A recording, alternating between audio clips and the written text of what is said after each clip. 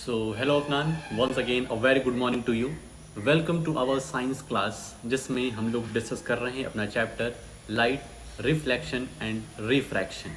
ठीक है, तो कल हम लोगों ने रिफ्रैक्शन ऑफ लाइट समझा, थोड़ा बहुत उसके बारे में जाना कि किस तरीके से रिफ्रैक्शन क्या होता है। तो मेनली रिफ्रैक्शन का मतलब तुम्हें कल यही समझाया था कि जब लाइट हमारी एक मीडियम से दूसरे मीडियम में जाती है। अब मीडियम क्या होता है जानते हैं, सॉलिड से लिक्विड में जा रही है, एयर से लिक्विड में जा रही है, कल जैसे एयर से वाटर में जा रही है, तो लाइट का पाथ जो है वो थोड़ा सा चेंज हो जाता है, उसमें डेविएशन होता है। तो उसी को हम कहते हैं रिफ्रैक्शन ऑफ लाइट। जब लाइट की स्पीड, लाइट की पाथ चेंज हो जाएगी तो उसी को हम लोग क्या बोलते हैं, अपना रिफ्रैक्शन ऑफ लाइट। कल रिफ्रैक्टिव इंडेक्स भी देखा था, चीज़ों को अच्छी तरीके से समझा था कि किस तरीके से डिनोट वगैरह किया जाता है, N21 N12 क्या मतलब होता है उसका, ये सब चीज़ें कल हम लोगों ने देखा था। चलते हैं आज के अपने नेक्स्ट टॉपिक पर। फुल कंसंट्रेशन आपका यहाँ पर चाहिए जिससे आज की भी चीज़ें फुल क्लियर हो सकें। जैसा कि कल थोड़ा सा कार्यक्रम, थोड़ा सा प्रोग्राम तुम्हारे एंड से था, कहीं घूमने जाना था, तो इस वजह से कल हम लोग का फीडबैक क्लास नहीं हो पाई कि तुम्हें कितना समझ में आया, कितना नहीं समझ में आया। फिलहाल कह रहे हो सब समझ में आया है, तो हम यही मानते हैं और आज की क्लास शुरू करते हैं। ठीक है, आज के फीडबैक के साथ कल का भी फीडबैक हमको चाहिए, जिससे हमें ये लगे कि इसका कॉन्सेप्ट तुम अच्छे तरीके से समझ रहे हो, क्योंकि तभी एक्सरसाइज, तभी इंटरेस्ट क्वेश्चन हो पाएगा। आते हैं आज का अपना पहला topic, refraction by spherical mirror. आज हम लोग सबसे फर्स्ट टॉपिक जो पढ़ेंगे वो है रिफ्रैक्शन बाय स्फेरिकल मिरर्स। अब स्फेरिकल मिरर से किस तरीके से हमारा रिफ्रैक्शन होगा। एक मिनट जरा रुकिए।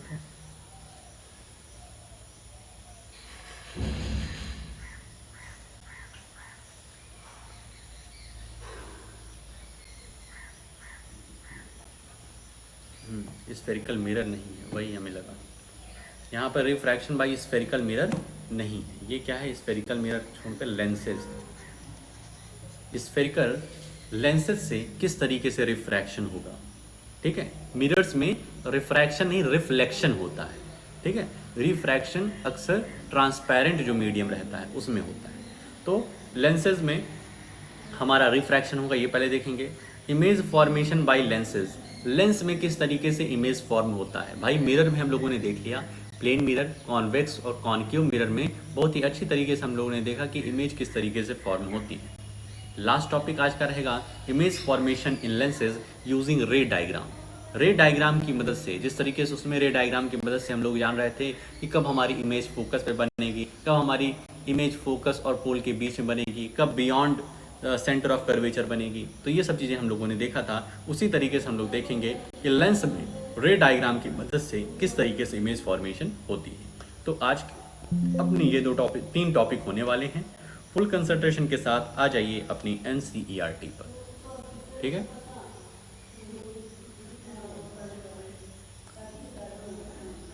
Refraction by spherical lenses. Spherical lens से किस तरीके से रिफ्रैक्शन होता है।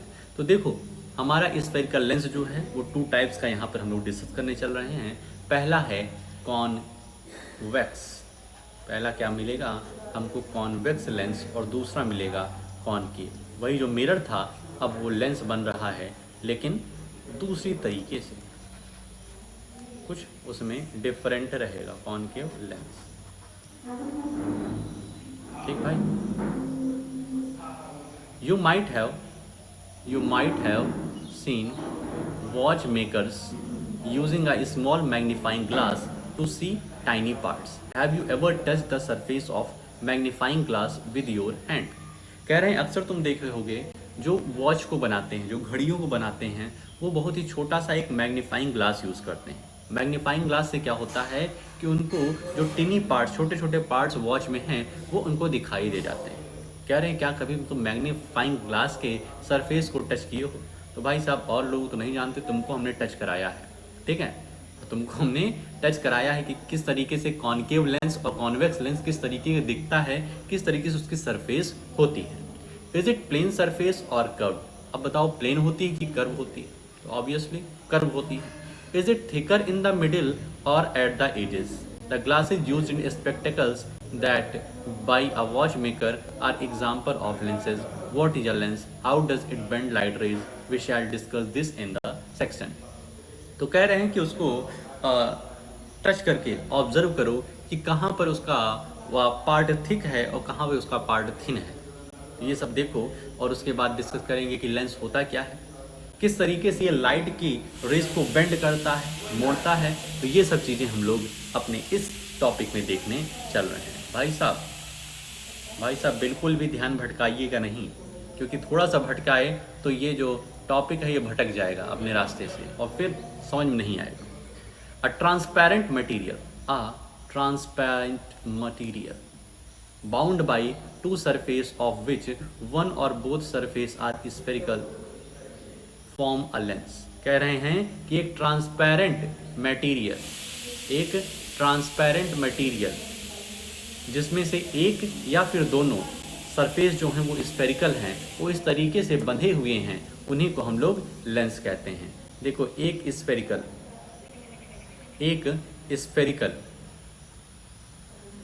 इस तरीके से है, स्फेरिकल स्फेयर है ना ये हमारा, ठीक है, जिसको हम लोग कॉन्वेक्स, इस तरीके के मिरर को हम लोग कॉन्वेक्स मिरर कह रहे थे ना, जो बाहर की तरफ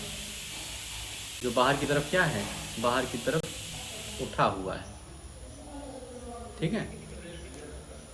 और एक इधर भी लगा दो इसी तरीके से, ये भी कॉन्वेक्स है हमारा, ये भी क्या है, कॉन्वेक्स। तो दो जब इस तरीके से मिल गए तो ये कॉन्वेक्स लेंस हो गया, कॉन्वेक्स लेंस हो गया। समझ रहे हो चीज़ों को? This means that a lens is bound by at least one spherical surface. इसका मतलब यहाँ से क्लियर हो रहा है कि एक स्फेरिकल सरफेस जरूर होना चाहिए। ध्यान रखना, अगर दोनों सरफेस स्फेरिकल हैं, ये भी स्फेरिकल है, ये भी स्फेरिकल है, तो कॉन्वेक्स, और कॉन्वेक्स कौन सा, double convex, DOUBLE, double convex lens इसको कहते हैं। अगर ये इस तरीके से रहता है कि एक तरफ तुम्हारा कॉन्वेक्स है और दूसरी तरफ प्लेन लेंस लगा देते, सिर्फ एक ट्रांसपेरेंट शीट लगा देते, तो ये क्या बनता, सिंगल कॉन्वेक्स लेंस। इस बात को समझो कि डबल कॉन्वेक्स लेंस क्या है, डबल कॉन्केव लेंस क्या होगा, ठीक है। अब इसी तरीके से कॉन्केव लेंस में, कॉन्केव किस तरीके से रहता था, इस तरीके से कॉन्केव मिरर बनाते थे ना, तो इस तरीके से बनाओ और एक इधर भी लगा दो कॉन्केव। अब ये जो बना है ये डबल कॉन्केव है, डबल कॉन्केव लेंस DCL, और एक इस तरीके से रहे, एक इस तरीके से रहे, एक सिर्फ ऐसे हो जाए, ठीक है, तो ये सिंगल कॉन्केव लेंस है। क्या है, single concave. In such lenses the other surface would be plane. A lens may have two spherical surfaces bulging outwards. Such a lens is called a double convex lens. अगर एक ऐसा lens हमें मिल रहा है जो कि दोनों तरफ से बल्ज बनाया हुआ, दोनों तरफ से बाहर को उठा हुआ है, तो वो डबल कॉन्वेक्स लेंस है, ये वाला जो हमने बताया। It is simply called a convex lens. It is thicker at the middle edge compare to the edges. अगर एजेस पे देखेंगे तो ये थिन मिलेगा और ये मिडिल पे देखेंगे तो ये थिक मिलेगा। कॉन्वेक्स लेंस, बहुत ही इंपॉर्टेंट चीज लिखा है यहाँ पे, convex lens converges light rays as shown in figure 9.12। Convex lens क्या करता है कि लाइट को क्या करता है, कन्वर्ज कराता है, लाइट को एक पॉइंट पर फोकस करता है। जैसे मिरर में हम देख रहे थे, कॉन्केव मिरर जो है वो एक पॉइंट पर पूरी की पूरी सन की लाइट को क्या कर रहा था, कन्वर्ज करा रहा था, फोकस कर रहा था। उसी तरीके से यहाँ पर कॉन्वेक्स लेंस कराता है। Hence convex lenses are also called converging lens. ठीक है, कॉन्वेक्स लेंस का एक और नाम है क्या है, कन्वर्जिंग लेंस है। कन्वर्जिंग मिरर था हमारा कॉन्केव मिरर, और कन्वर्जिंग लेंस की बात करेंगे तो वह है हमारा कॉन्वेक्स लेंस। इस बात को ध्यान रखना। सिमिलरली अ डबल कॉन्वेक्स लेंस, ठीक है, अब उसी का सिमिलर चीज है कि डबल कॉन्वेक्स लेंस हमारा क्या होगा कि हमारा double concave lens is bounded by two spherical surfaces curved outward curved, ठीक है, और दो ठो है, इस वजह से इसको डबल कॉन्केव लेंस बोलेंगे, डबल कॉन्केव लेंस बोलेंगे। It is thicker at the edges than at the middle. Such lenses diverge light rays as shown in figure 9.12b. ये क्या करता है, लाइट रेज को डाइवर्ज कराता है। देखो लाइट की रेज यहाँ से आ रही हैं, लाइट की रेज यहाँ से आ रही, ऐसे डाइवर्ज हो गया, लाइट की रेज आ रही है, डाइवर्ज हो गया। ठीक है, तो हमारा कॉन्केव लेंस जो है वो डाइवर्जिंग लेंस है और कॉन्वेक्स लेंस जो है वो कन्वर्जिंग लेंस है। Such lenses are also called diverging lens. A double concave lens is simply called a concave lens. ठीक, तो कुछ और नहीं, सिंगल बहुत ही आसान चीज दी गई थी। A lens either a convex lens or a concave lens has two spherical surfaces. Each of these surfaces forms a part of a sphere. The center of these spheres are called center of curvature of the lens. बहुत ध्यान से रखो, ध्यान रखो यहाँ पर क्या दिया है, सेंटर ऑफ कर्वेचर। तो देखो हमारा कॉनकेव मिरर और कॉन्वेक्स मिरर, बहुत ध्यान से भाई साहब अफनान जी यहाँ रहिए। जब कॉनकेव मिरर और कॉन्वेक्स मिरर हम लोग पढ़े थे तो उसका एक सेंटर ऑफ कर्वेचर था, प्रिंसिपल फोकस था। भाई साहब ये देखो, जैसे ये है, ये हमारा क्या है, ये हमारा इस तरीके से शेड कर देते हैं इधर, तो ये क्या है, ये हमारा कॉनकेव मिरर है।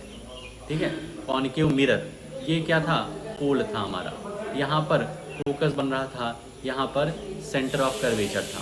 ठीक है, यही हमारा जब कॉन्वेक्स लेंस था, ठीक है, बल्जिंग आउटवर्ड है, तो हमारा ये पोल है और फोकस राइट साइड बन रहा था और रेडियस सेंटर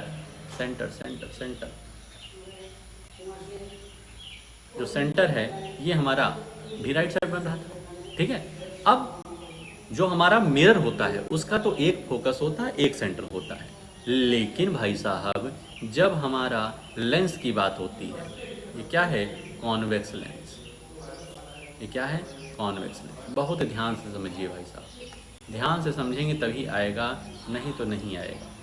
ठीक है, अब हम कह रहे हैं तुम ये वाली सरफेस देखो, अगर ये वाली सरफेस देखो, अगर तुम इसको सिर्फ मिरर मानो तो ये तुम्हारा क्या बन रहा है, एक प्रकार से क्या बन रहा है, ये कॉन्वेक्स लेंस बन रहा है ना, बाहर की तरफ बल्ज है। तो इसका अगर इसको तुम पोल मानो, इसका सेंटर ऑफ कर्वेचर कहाँ होगा, इधर कहीं होगा। ठीक है, इसका सेंटर ऑफ कर्वेचर यहाँ कहीं होगा। और इसी तरीके से अगर तुम इस वाले सरफेस को कंसिडर करो, इस वाले सरफेस को कंसिडर करो, तो इसका सेंटर ऑफ कर्वेचर कहाँ बनेगा, इधर बनेगा। भाई साहब स्फेयर है ना, स्फेयर, जैसे इस वाले कॉनकेव मिरर का तुमने सेंटर कहाँ माना था, यहाँ माना था, क्योंकि इस तरीके से कुछ ऐसे बनता ना जा करके, तो सेंटर यहाँ होता। ये वाला कॉन्वेक्स जो है ये इस तरीके से जा रहा है, तो सेंटर ऑफ कर्वेचर कहीं इधर रहे। उसी तरीके से अब इसमें देखो, ये वाले तो तुम्हारे लेंस में दो स्फेरिकल सरफेस हैं, तो यहाँ पर दो सेंटर ऑफ कर्वेचर बनेंगे, दो प्रिंसिपल फोकस बनेंगे। ये तुम्हारा कॉनकेव लेंस है, तो देखो ये वाला पार्ट देखोगे तो सेंटर ऑफ कर्वेचर कहीं यहाँ पर आएगा, ये वाला पार्ट देखोगे तो सेंटर ऑफ कर्वेचर कहीं यहाँ आएगा। मतलब कि लेंस का सेंटर ऑफ कर्वेचर दो ठो रहता है, प्रिंसिपल फोकस दो ठो रहता है। बात समझ रहे हो भाई, फील ले रहे हो कि नहीं ले रहे हो। आ जाते हैं, अगर फील ले लिए हो तो वापस से अपने टॉपिक पर। The centre of curvature of a lens is usually represented by the letter C. ठीक है, वो तो पुरानी बात हो गई। मिरर में भी सेंटर ऑफ कर्वेचर को सी से डिनोट करते थे, कैपिटल सी से, यहाँ पर भी डिनोट कर रहे हैं। Since there are two centre of curvature we may represent them as C1 and C2। एक को हम लोग C1 मान लेंगे, एक को हम लोग C2 मान लेंगे, एक को हम लोग C1 मान लेंगे, एक को हम लोग C2 मान लेंगे। कोई दिक्कत भाई साहब?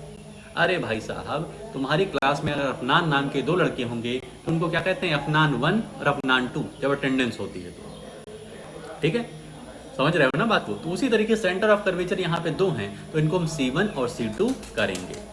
An imaginary straight line passing through the two center of curvature of a lens is called its principal axis। वो पुरानी बात हो गई कि दोनों सेंटर ऑफ कर्वेचर से जो स्ट्रेट लाइन जाती हुई हमें दिखाई देगी, इमेजिनरी लाइन, उसी को हम लोग प्रिंसिपल एक्सिस बोल देंगे प्यार से। The central point of a lens, बहुत ही इंपॉर्टेंट पॉइंट्स दिए रहते हैं एनसीईआरटी में छुपा के। क्या लिखा है, the central point of a lens is it's optical centre.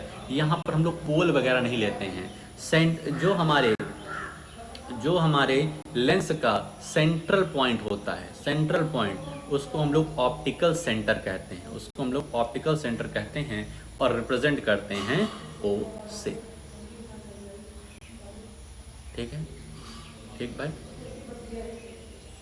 ठीक है भाई, जितना पढ़ा रहे हैं समझ में आ रहा है। A ray of light through the optical centre of a lens passes without suffering any deviation. ये कह रहे हैं कि जब हमारा इस तरीके से एक ये दिया हुआ है, एक कॉन्वेक्स लेंस दिया हुआ है, ये हमारी यहाँ कहीं C1 होगा, यहाँ कहीं C2 होगा, ये ऑप्टिकल सेंटर होगा, इतना ही तो पढ़े। और ये हमारा कॉनकेव लेंस है, डबल कॉनकेव लेंस, यहाँ ऑप्टिकल सेंटर होगा, ये C1 है, ये C2 है। कह रहे हैं कि एक ऐसी line, a ray of light through the optical centre of lens, अगर कोई लाइन ऑप्टिकल सेंटर से होते हुए गुजरती है, ऑप्टिकल सेंटर से होते हुए गुजरती है, चाहे कॉन्वेक्स हो चाहे कॉनकेव लेंस, तो उसमें कोई डाइवर्जन नहीं होता है, क्योंकि भाई लेंस में रिफ्रैक्शन होता है, ध्यान रखना। लेकिन अगर वो ऑप्टिकल सेंटर से जा रही है, ओ से जा रही है, इस पॉइंट को टच करते हुए जा रही है, तो उसमें कोई डेविएशन नहीं होगा। The effective diameter of the circular outline of a spherical lens is called its aperture. ठीक है, effective diameter of circular outline of surface, कह रहे हैं कि जो हमारे ये स्फीयर का डायमीटर होता है, जो स्फीयर का डायमीटर होता है, उसको हम अपेर्चर कहते हैं। We shall confine our discussion in this chapter to such lenses whose aperture is much less than its radius of curvature and the two center of curvature are equidistant from the optical center O। यहाँ पर हम कोशिश करेंगे जो अपेर्चर लें वो radius से काफ़ी कम हो, मतलब फोकल लेंथ नहीं, वो हमारे रेडियस से, जो अपेर्चर हम लोग डिस्कस करें, अपेर्चर हम लोग क्वेश्चन न्यूमेरिकल सॉल्व करने में लेंगे, वो रेडियस से काफ़ी कम होगा। और ऑप्टिकल सेंटर ओ से इक्वी डिस्टेंस पे होगा, मतलब यहाँ से इस m की डिस्टेंस और यहाँ से n की डिस्टेंस, ये क्या रहेगी, इक्वल रहेगी। ठीक है, such lenses are called thin lenses with small aperture, इसको थिन लेंसेज कहते हैं जिसका अपेर्चर स्मॉल होता है। What happens when parallel rays of light are incident on lens? Let us do an activity to understand this। कह रहे हैं कोई पैरेलल रेज, भाई साहब आ जाइए यहाँ पे, कोई पैरेलल रेज, भाई साहब इंटरेस्टिंग टॉपिक आने वाला है अब।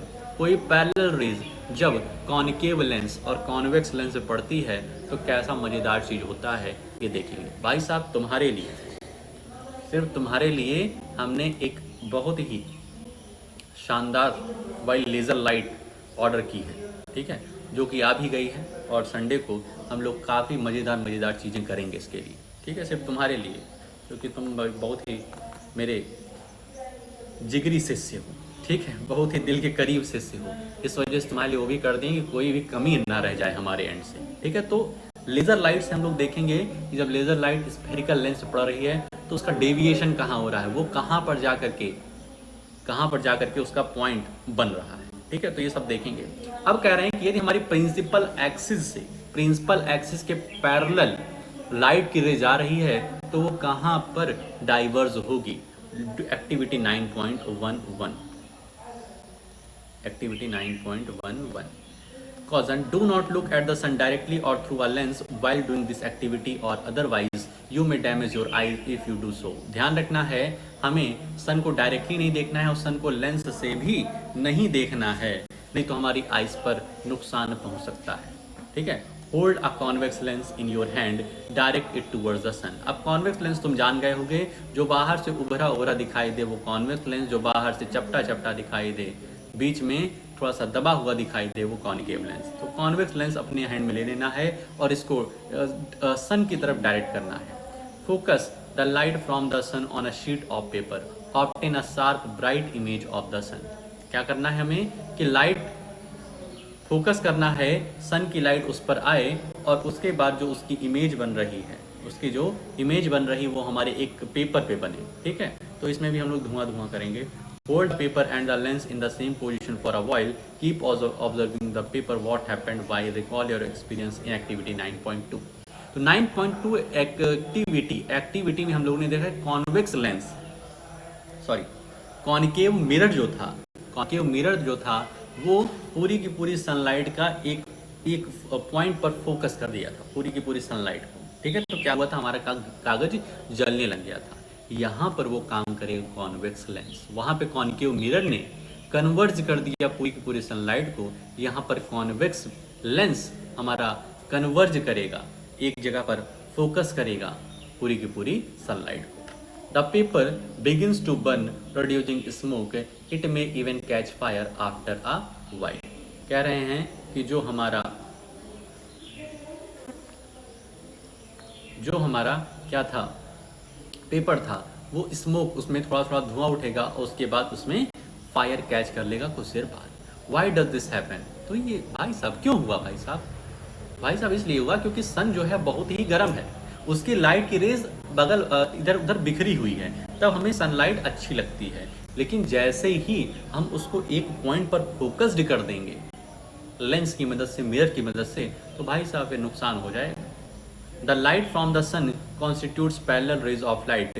These rays were converged by the lens at the sharp bright spot formed on the paper. In fact, the bright spot you got on a paper is real image of the sun.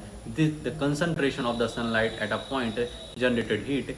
This caused the paper to burn. तो भाई साहब जो हमारा spherical lens है उस पर parallelly सन की raise आ रही है, और पैरेलल आने के बाद वो अपने प्रिंसिपल फोकस पर क्या हो रही हैं, प्रिंसिपल फोकस पर कन्वर्ज हो जा रही हैं। जब कन्वर्ज होंगी, एक किसी पॉइंट पर पूरी तरीके से फोकस्ड होंगी, तो वहाँ चीज़ें, पहला स्मोक होगा, धुआं उठेगा, फिर आग। Now we shall consider rays of light parallel to the principal axis of lens. What happens when you pass such rays of light through a lens? This is illustrated for a convex lens in figure 9.12a, for a concave lens in figure 9.12b. ऊपर चलते हैं, ऊपर 9.12 image A and 9.12b.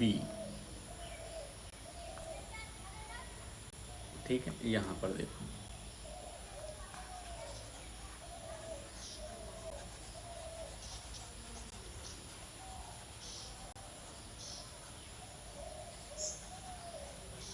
ठीक है। इस figure को बहुत ही ध्यान से भाई साहब समझना है हमको। ये हमारा है कॉन्वेक्स लेंस, ठीक है, कॉन्वेक्स लेंस। ये है हमारी प्रिंसिपल एक्सिस क्या कर रही है, सेंटर ऑफ कर्वेचर C1, और यहाँ देखो C2 दिया गया है। सेंटर ऑफ कर्वेचर 1 और सेंटर ऑफ कर्वेचर 2 को बीच से क्या कर रही है, जोड़ रही है। बीच में क्या है, ऑप्टिकल सेंटर O, ठीक है। अब जब हमारा देखो, ये लाइट की रेस पैरेलल आ रही, पैरेलल आ रही, और कॉन्वेक्स लेंस के पास जैसे पहुंचेंगी रिफ्रैक्ट हो जाएंगी, और रिफ्रैक्ट होकर के यहाँ पर F2 पर क्या कर रही हैं, कन्वर्ज हो रही हैं। देखो, ये F1 है फोकस पॉइंट 1, ये F2 है फोकस पॉइंट 2, और यही F2 को डबल कर देंगे तो हम सेंटर ऑफ कर्वेचर 2 पे पहुंच जाएंगे।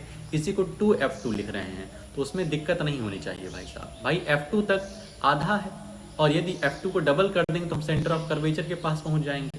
भाई ऑप्टिकल सेंटर से यहाँ पर F1 पहुँचे हैं, और F1 को यदि हम डबल कर देंगे, ऑप्टिकल सेंटर से F1 की लेंथ को डबल कर देंगे तो हम सेंटर ऑफ कर्वेचर तक पहुँच जाएंगे। उसी को 2F1 बोल रहे हैं, तो इसमें क्या ही दिक्कत है, इसी तरीके से देखो भाई साहब, कॉनकेव लेंस में क्या होता है, डाइवर्ज होती है। लाइट की रेज यहाँ पर आई, लाइट की रेज तुम्हारी यहाँ पर आई, उसके बाद यहाँ पर डाइवर्ज हो गई। लाइट की रेज यहाँ पर पैरेलल आ रही प्रिंसिपल एक्सिस के, उसके बाद डाइवर्ज हो गई। ऐसा अपीयर होगा कि ये फोकस 1 पर क्या हो रही हैं, कन्वर्ज हो रही हैं, ठीक है, वर्चुअली, ठीक है, वर्चुअली होगी, ठीक है, रियल में नहीं होगी, ठीक है। तो ये बात हो गई, ठीक है, जिसमें हमको इमेजिन करना पड़े वो वर्चुअल। चल भाई, तो इतना तुम समझ गए। अब आगे चलते हैं यहाँ पर। Observe figure 9.2a carefully. Several rays of light parallel to the principal axis are falling on a convex lens. These rays, after refraction from the lens, are converging to a point on the principal axis. This point on the principal axis is called the principal focus of the lens. Let us see now the action of concave lens. कह रहे हैं 9.2a image अगर तुम ध्यान से देखोगे, फिर से देखो, अपनी बुक ओपन करो, उसमें देखोगे यदि हमारी ray of light principal axis के पैरेलल जा रही हैं तो वो वहाँ से जैसे ही स्फेरिकल लेंस के पास पहुँचती हैं, हमारे कॉन्वेक्स लेंस के पास पहुँचती हैं, वो रिफ्रैक्ट होकर के एक पॉइंट पर आकर के फोकस्ड हो रही हैं, उसको हम बोल रहे हैं प्रिंसिपल फोकस F1। ठीक है, अब कह रहे हैं इस तरीके से कॉनकेव लेंस में हम लोग देखते हैं। कॉनकेव लेंस में देखते हैं तो फिगर 9.2b केयरफुली, इसमें क्या हो रहा है, several rays of light parallel to the principal axis are falling on a concave lens. These rays after refraction from the lens are appearing to diverge from a point on the principal axis. This point on the principal axis is called the principal focus of concave lens. Concave lens में क्या हो रही है, जब हमारी principal axis के parallel raise जा रही है, प्रिंसिपल एक्सिस के पैरेलल रेज जा रही है, तो वो कॉनकेव लेंस के पास पहुंचकर वहां से डाइवर्ज हो रही हैं। पर ऐसा इमेजिन कर रहे हैं, ऐसा हमें लग रहा है कि वो प्रिंसिपल फोकस F1 से क्या हो रही हैं, डाइवर्ज हो रही हैं। If you pass parallel rays from the opposite surface of the lens you get another principal focus on the opposite side. कह रहे हैं जो चीज़ें तुम इधर से कर रहे थे, जो चीज़ तुम इधर से सन रेज भेज रहे थे, अब इधर से भेजोगे तो इधर का तुमको फोकस पॉइंट मिल जाएगा, इधर का तुमको क्या मिल जाएगा, F1 मिल जाएगा। ठीक है, बहुत ही सिंपल बात है, वो तो तुम जानते हो। Letter F is usually used to represent principal focus, however a lens has two principal foci. Lens के पास भाई सेंटर ऑफ कर्वेचर अगर दो होंगे तो प्रिंसिपल फोकस, फोकाई मतलब होता है यहाँ फोकस का प्लूरल होता है फोकाई, FOCI फोकाई। ठीक है, तो लेंस के पास दो प्रिंसिपल फोकाई होते हैं, they are represented by F1 and F2। कोई दिक्कत नहीं होनी चाहिए। The distance of the principal focus from the optical centre of a lens is called its focal length. पुरानी चीज यार, पोल से प्रिंसिपल फोकस के बीच की लेंथ को फोकल लेंथ बोलते थे, यहाँ पोल की जगह ले लिया है ऑप्टिकल सेंटर ने, तो ऑप्टिकल सेंटर से प्रिंसिपल फोकस के बीच की लेंथ क्या होती है, फोकल लेंथ होती है। The letter F, small f use कर लेते हैं हम लोग फोकल लेंथ को रिप्रेजेंट करने के लिए। How can you find the focal length of a convex lens, recall the activity 9.11। 9.11 में हम लोगों ने जाना है किस तरीके से फोकल लेंथ को निकालेंगे, प्रिंसिपल फोकस कहाँ पर होगा, उसके बीच के डिस्टेंस को फोकल लेंथ कैसे बोलेंगे, ये हम लोग एक्टिविटी 9.11 जो अभी एक्टिविटी सीखा जिसमें हम लोगों ने धुआं किया है, उसको हम लोग यूज कर सकते हैं प्रिंसिपल फोकस और फोकल लेंथ जानने के लिए। In this activity, the distance between the position of a lens and the position of image of the sun gives the approximate focal length of the sun. Focal length of the lens. कह रहे हैं कि इस activity में हम लोगों ने जाना कि लेंस की पोजीशन कहाँ है और इमेज ऑफ द सन कहाँ बन रही है। ठीक है, तो लेंस की पोजीशन से जितनी इमेज हमारी बन रही है वही अपना क्या है, अप्रॉक्सीमेट फोकल लेंथ है हमारे लेंस का। ठीक भाई, अब अपना दूसरा टॉपिक आज का, image formation by lenses. Image formation by lenses, lens से किस तरीके से इमेज फॉर्मेशन होता है।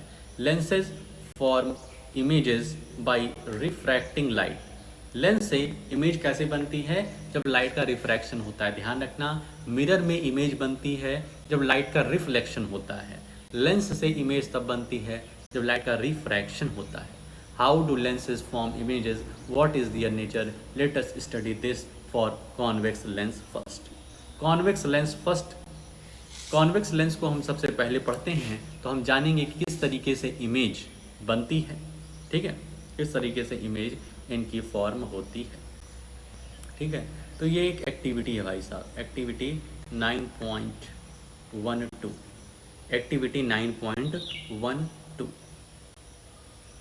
ठीक भाई, इसमें क्या करना है देखते हैं। Take a convex lens, find its approximate focal length in a way describe in activity 9.11। तो इसमें हमने क्या करना है, कॉन्वेक्स लेंस लेना है और उसकी फोकल लेंथ सबसे पहले हमें निकाल लेनी है। फोकल लेंथ कैसे निकलेगी, 9.11 एक्टिविटी का यूज करके। Draw 5 parallel straight lines using chalk on a long table such that the distance between the successive lines is equal to the focal length of the lens. ध्यान रखना है, हमको 5 straight lines, parallel 5 straight line खींचनी है और उनके बीच की दूरी फोकल लेंथ के बराबर होनी चाहिए, फोकल लेंथ के बराबर होनी चाहिए approximately. Place the lens on a lens stand, place the lens on a lens का एक स्टैंड होता है प्लास्टिक का ब्लैक कलर का, तुम्हें दिखाए थे। Place it on the central line such that the optical centre of the lens lies just over the line. इसके सेंटर में यहाँ पर हम क्या करेंगे, ऑप्टिकल सेंटर को अपने कॉन्वेक्स लेंस को यहाँ पर रखेंगे। The two lines on either side of the lens corresponding to f and 2f of the lens respectively, mark them with appropriate letters such as 2f1, f1, f2 and 2f2। भाई साहब यहाँ पर यदि हम लेंस को रखते हैं इस तरीके से, तो इधर अपना f1, इधर अपना 2f1 हो जाएगा, इधर अपना f2 और इधर अपना 2f2। 2f2 कुछ और नहीं, सेंटर ऑफ कर्वेचर है, ठीक है। Place a burning candle far beyond 2f1 to the left, 2f1 to the left, यहाँ पर हम लोग क्या करते हैं, एक कैंडल रखते हैं। Obtain a clear sharp image on a screen on the opposite side of the lens. अब अपोजिट साइड में हम क्या करेंगे, एक स्क्रीन लगाएंगे और कैंडल की साफ सुथरी इमेज क्या करेंगे, उस पर फॉर्म कराने की कोशिश करेंगे। Note down the nature, position and relative size of the image. क्या है नेचर है उसका, नेचर में देखो तुम्हारा क्या आता है, रियल बन रहा है कि वर्चुअल बन रहा है, डिमिनिश्ड बन रही है, इनलार्ज बन रही है या फिर सेम साइज की बन रही है, ठीक है, और कहाँ पर बन रही है, ठीक है, रियल है, इरेक्ट है या फिर इन्वर्टेड है, ये सब नेचर में आता है, ठीक है। Repeat this activity by placing object just behind 2f1, between f1 and 2f1, at f1, between f1 and o। मतलब अलग अलग जगह पर हम कैंडल को रखेंगे और देखेंगे कि हमारी इमेज फॉर्मेशन कहाँ हो रही है, स्क्रीन पर इमेज कहाँ पर बन रही है। तो भाई साहब इस तरीके की एक्टिविटी हम लोग कर लेंगे संडे को, क्या ही दिक्कत है, ठीक है। इसको अभी तुम और अच्छे से समझोगे। अब देखो जो भी तुमने ऑब्जर्व किया है, जो भी तुमने यहाँ पर ऑब्जर्व किया है वो इस टेबल 9.4 में लिखा है कि अगर तुम्हारा position of the object infinity पर है, ठीक है, इन्फिनिटी पर है, तो तुम्हारा इमेज की जो पोजीशन रहेगी वो f2 पर बनेगी। अब ये जो फिगर है, ये जो टेबल है, ये तुमको तब अच्छी तरीके से समझ में आएगा जब इसके की नीचे की चीज़ें तुम अच्छे से समझोगे, ठीक है। जैसे हम लोग मिरर में भी किए थे, मिरर में इस टेबल को हम लोग समझे थे तब जब हम लोगों ने नीचे का टॉपिक पढ़ा था। इसी तरीके से यहाँ पे कॉनकेव लेंस का दिया है, कॉनकेव लेंस में भी उसी तरीके से करना है, ठीक है, कि हम ऑब्जेक्ट को रखेंगे, कैंडल को रखेंगे और उसकी इमेज कहाँ पर बन रही है ये देखने की कोशिश रहेगी। तो उसका जो रिजल्ट निकल के आएगा एक्टिविटी 9.3 का वो कुछ इस तरीके से है। यदि हमारा ऑब्जेक्ट इन्फिनिटी पर है, ठीक है, अब ध्यान रखना जैसे उसमें था कॉनकेव में कई सारे केस थे, कॉनकेव मिरर में कई सारे केस थे, लेकिन कॉन्वेक्स मिरर में सिर्फ 2 केस था। उसी तरीके से यहाँ पे कॉन्वेक्स लेंस में कई सारे केस हैं, लेकिन कॉनकेव लेंस की बात करें तो सिर्फ 2 केस होगा कि हमारा पोजीशन ऑफ द ऑब्जेक्ट एक इन्फिनिटी पर है और दूसरा इन्फिनिटी से ऑप्टिकल सेंटर के बीच में कहीं पर है, ठीक। तो आते हैं अपना आज का लास्ट टॉपिक, ये वाला टॉपिक भाई ये टॉपिक समझ में आ जाएगा तो इसके पहले वाला टॉपिक प्रीवियस टॉपिक समझ में आ जाएगा, ठीक है। उसमें तो सीधे टेबल लिख दिए हैं, ठीक है। अब यहाँ पर भाई साहब फुल कंसंट्रेशन के साथ आ जाएगी, बस 10 मिनट की क्लास और हो जाएगी तो ये टॉपिक भी क्लियर हो जाएगा। इमेज फॉर्मेशन इन लेंसेज यूजिंग रे diagrams. We can represent image formation by lens using ray diagrams. Ray diagrams will also help us study the nature, position and relative size of the image formed by lenses. For drawing ray diagrams in lenses alike of spherical mirrors, we consider any 2 of the following rays.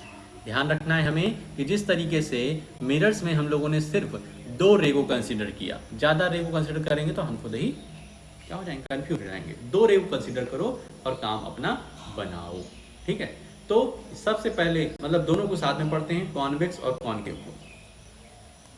A ray of light from the object parallel to the principal axis after refraction from a convex lens passes through the principal focus on the other side of the lens as shown in figure 9.13a।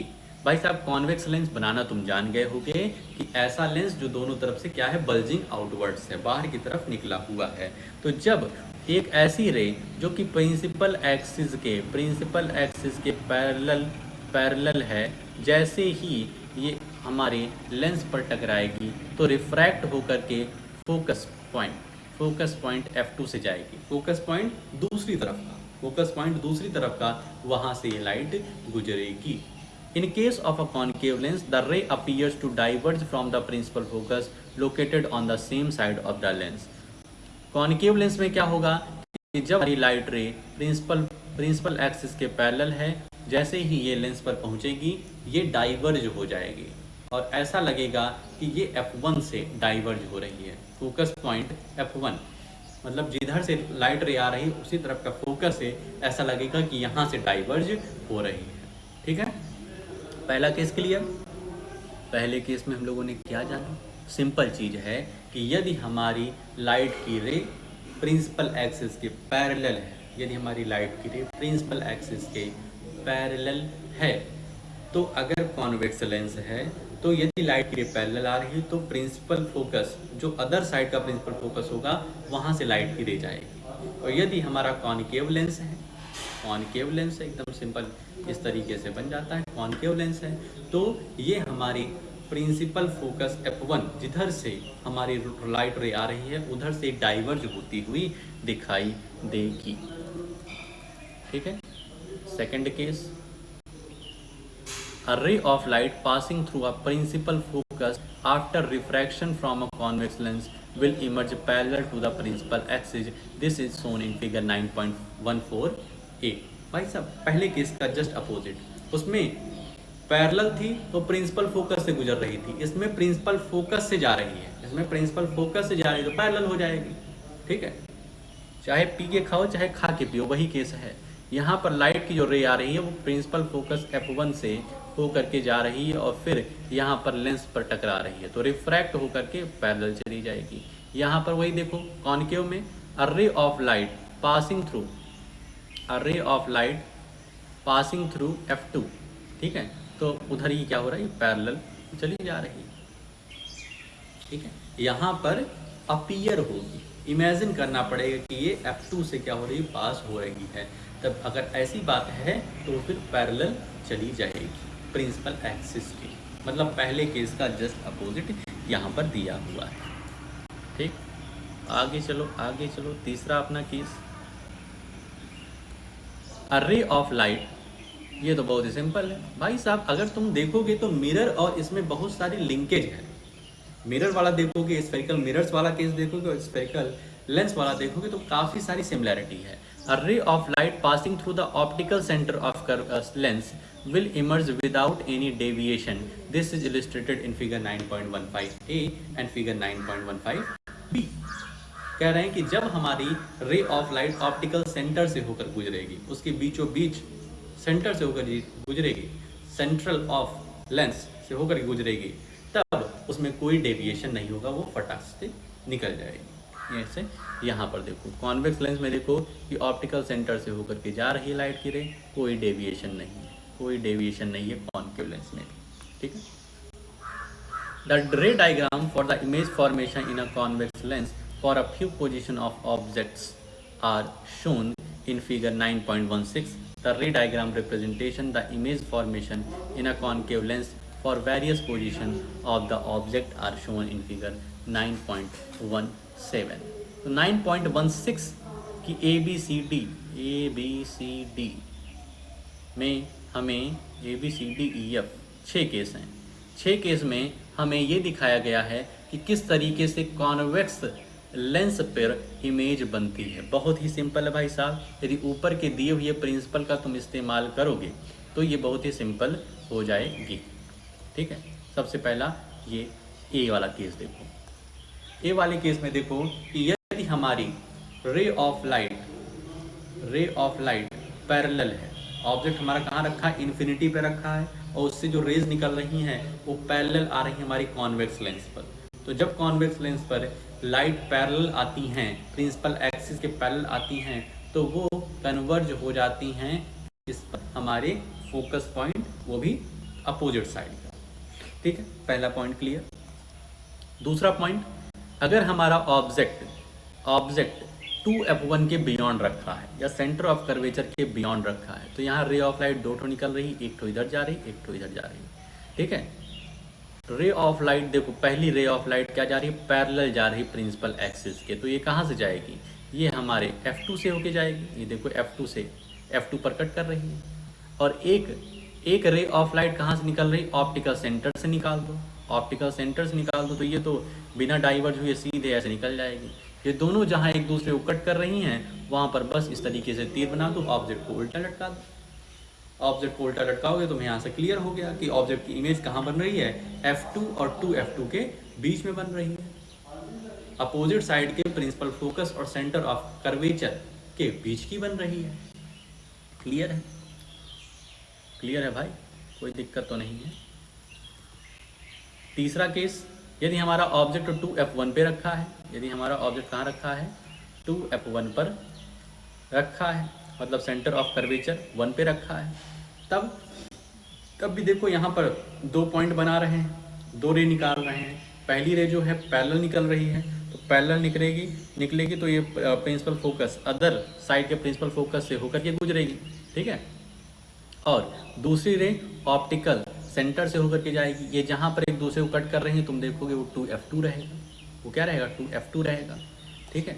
तो यहाँ से भी clear हो गया कि यदि हमारा object 2F1 centre of curvature 1 पे रखा हुआ है तो उसकी इमेज 2F2 पर बनेगी, अपोजिट साइड के सेंटर ऑफ कर्वेचर पे बनेगी। क्या इसका नेचर रहेगा ये भी तुम बता दे रहे हो कि इन्वर्टेड बन रही है, ठीक है, रियल बन रही है, ठीक है, हमें दिख रही है इमेज, ठीक। तो इस तरीके से यहाँ पर देखो ये अपनी सेंटर ऑफ कर्वेचर 1 और फोकस के बीच में रखती हैं, F1 और 2F1 के बीच में। भाई साहब ये और अच्छे से आएगा अगर तुम इसको खुद बनाओगे, जैसे पिछले वाले में, ठीक है, जब तुम खुद स्फेरिकल मिरर जब हम लोग पढ़े तो तुम जब खुद बनाए थे तब ज़्यादा अच्छे समझ में आए थे। तो इसको भी जब ड्रॉ करोगे उन प्रिंसिपल्स का यूज करके जो ऊपर बताए हैं तो और अच्छे से क्लियर होगा। यदि हमारा F1 और 2F1 के बीच में ऑब्जेक्ट रहेगा तो फिर से देखो एक लाइन पैरेलल दे दो, एक लाइन ऑप्टिकल सेंटर से दे दो, तो ये जहाँ पर एक दूसरे को इंटरसेक्ट करेंगी वहाँ पर इमेज बनेगी। तो कहाँ बन रही है, बियॉन्ड 2F2, जैसे जैसे इधर आ रहे हैं वैसे वैसे वो भी उधर जा रहा है,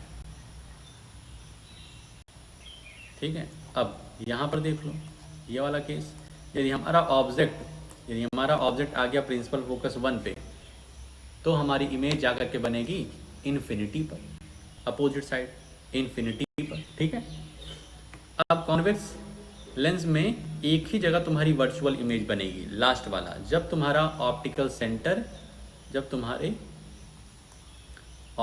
सेंटर और प्रिंसिपल फोकस 1 के बीच में ऑब्जेक्ट रहेगा, ठीक है, प्रिंसिपल फोकस 1 के बीच में। तो यहाँ पर देखो पहली लाइन पैरेलल जा रही है, तो फोकस F2 से होकर गुजरेगी। दूसरी लाइन तुम्हारी ऑप्टिकल सेंटर से होकर जा रही है तो उसमें कोई डेविएशन नहीं हुआ, इस तरीके से निकल जा रही है। तो हम देख रहे हैं कि ये इधर तो नहीं मिल रही है, इधर तो कहीं पर ये एक दूसरे को इंटरसेक्ट नहीं करेगी, लेकिन यदि हम इसको पीछे कर दें, यदि इसको थोड़ा सा पीछे कर दें, बैक ऑफ द लेंस उसी तरफ कर दें, तो ये कहीं पीछे जाकर के इमेज बनाएगी जो कि वर्चुअल इमेज बनेगी, A', B' इमेज बनेगी। चीज़ों को समझ रहे हो भाई साहब, यदि वो प्रिंसिपल को यूज करोगे और खुद से एक बार बनाओगे तो ये कुछ नहीं है भाई।